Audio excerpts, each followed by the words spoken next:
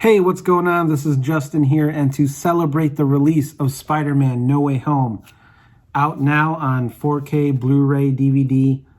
Look at this special Steelbook edition I got. Has a cool Doctor Strange piece here in the back. So let's do this. You can open it up and check it out. To celebrate the release of this on home video, it's been streaming for a while now. You could buy it digitally.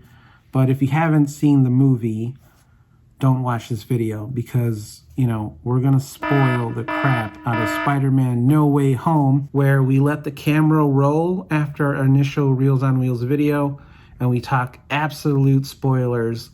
We talk about the surprise cameos, the surprise appearances, but somewhat kind of new about, the heartwarming moments, the amazing action CGI.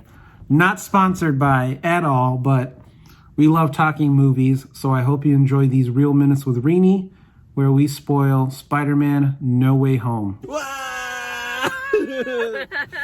So what do you want to talk about? How about key moments for you? Like, you've seen, this is your second time seeing it. Yeah. Is there stuff that... second time seeing it, it still hits me in the feels in certain moments. Biggest one being Aunt May. And like the fact that she didn't know that she was dying.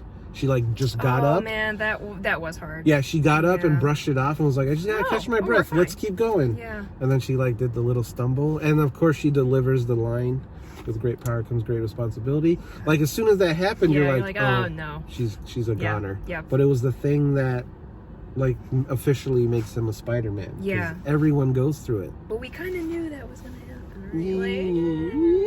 Yeah. And she fought till the end. Aunt May was a badass. She was. Like she stood up to the Goblin. Yeah. Like, she didn't care. Man, but oh my gosh, Willem Dafoe is so scary. Man. One of my favorite moments too is when they fight and like Tom Holland's punching Willem Dafoe in the face. Yeah.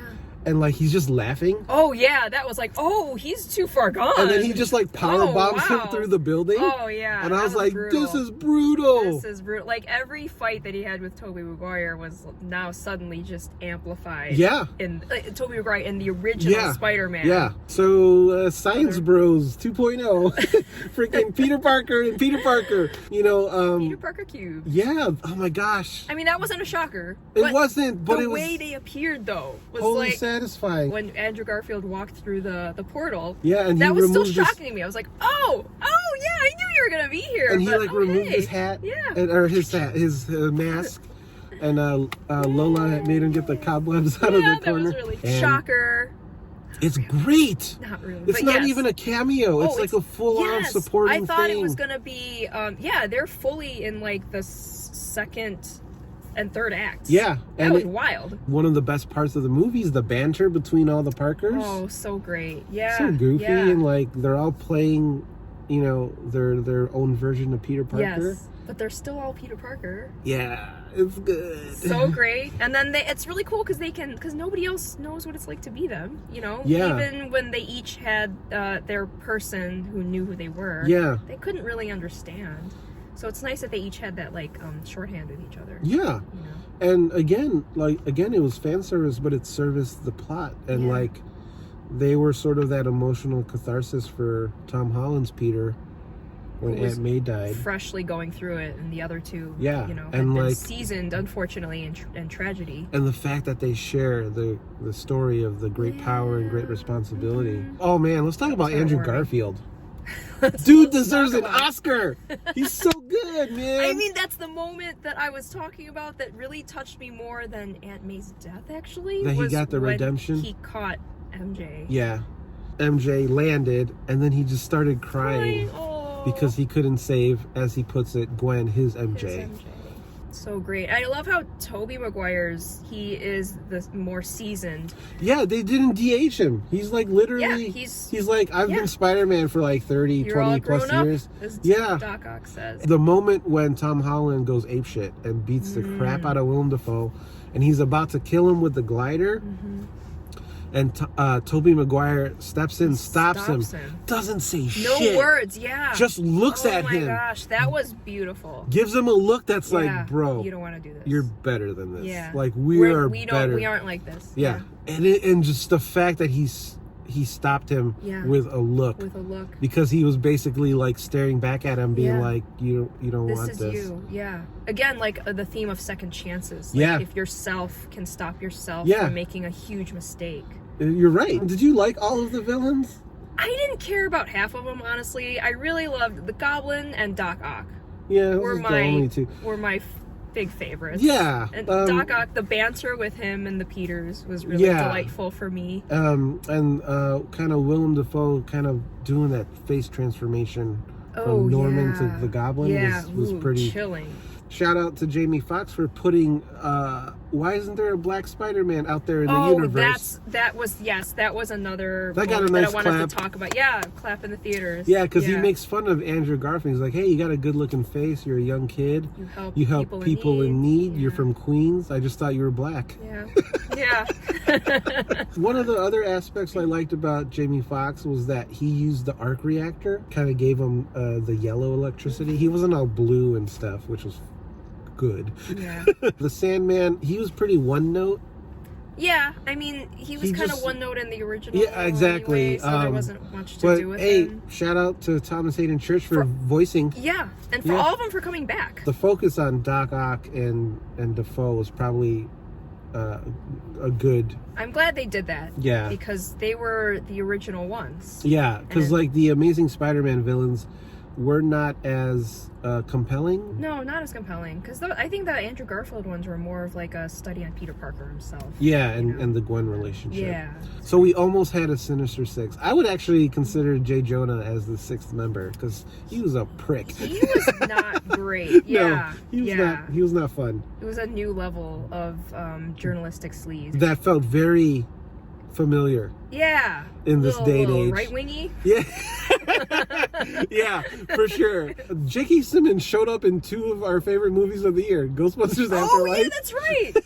And this. Look at like, that. J.K. Simmons just hanging out. Alfred Molina had mentioned his initial concern about, like, you want me to come back? I'm, like, 20 years older. And they're like, de-aging. Oh, okay. That was one of the reasons that kind of really convinced. Good. So good. And there was, like, a sustained close-up of him, his face. Yeah.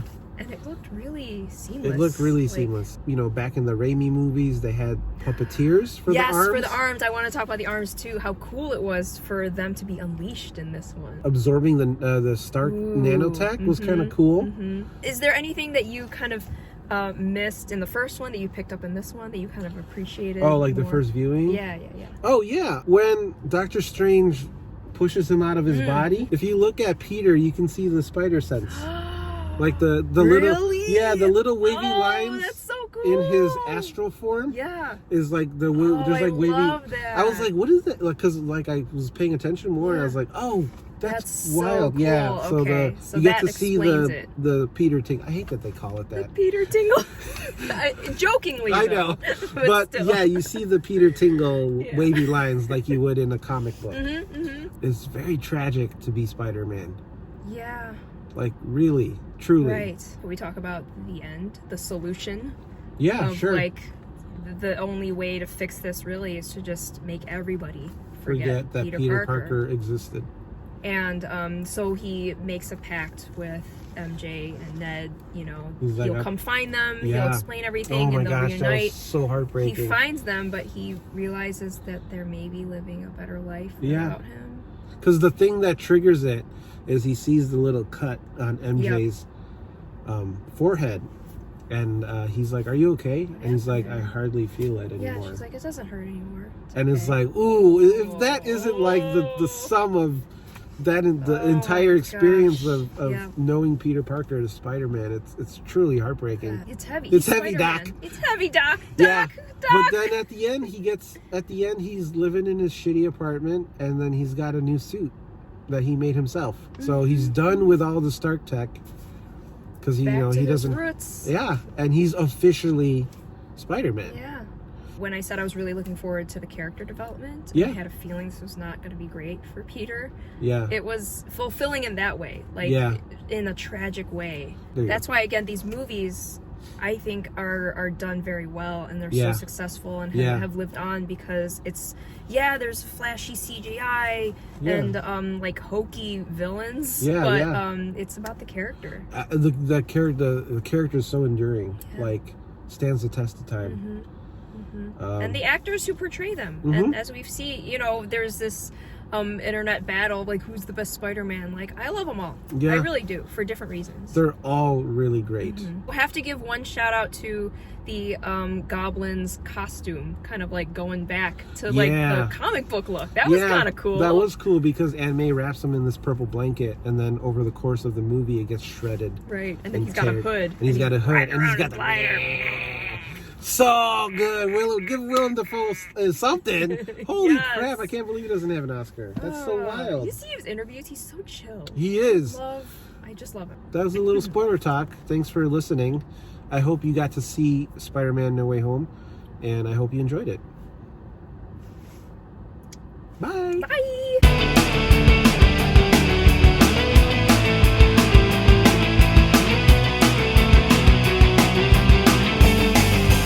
I hate doing intros.